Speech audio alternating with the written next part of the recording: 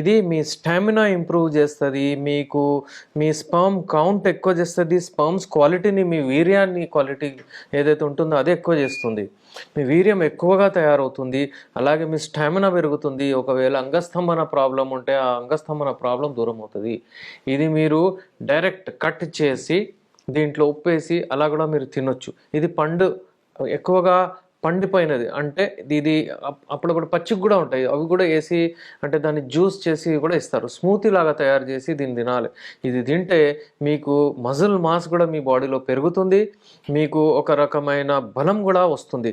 ఇందులో ఏంటంటే B vitamins చాలా ఉంటాయి. ఈ బి విటమిన్స్ ఎక్కువగా ఉండడం వలన మీకు అంటే ఆడవాళ్ళలో కూడా పురుషుల్లో కూడా ఇది ఒక రకమైన బలం ఇస్తుంది. ఆ బలం ఎప్పుడైతే ఉంటుందో దాని వలన మీరు ఎక్కువగా ఎక్సర్సైజ్ చేయొచ్చు, ఎక్కువగా మీరు కలవచ్చు, రథక్రీడలో ఎక్కువసేపు మీరు ఉండొచ్చు. అయితే అవకాడో ఫ్రూట్ చాలా మంచిది. ఏదైనా సరే మీకు ఒకవేళ సెక్షువల్ ప్రాబ్లమ్స్ ఉంటే ఈ అవకాడో ఫ్రూట్ డెఫినెట్లీ వాడండి. ఇందులో జింక్ ఉంటుంది. జింక్ ఏం చేస్తుందంటే మీ టెస్టోస్టెరాన్ లెవెల్స్ని పెంచుతుంది. ఆ టెస్టోస్టెరాన్ లెవెల్సే మీకు మగవాణ్ణి చేస్తుంది. మీలో ఒక రకమైన ఎరెక్షన్ తీసుకొస్తుంది.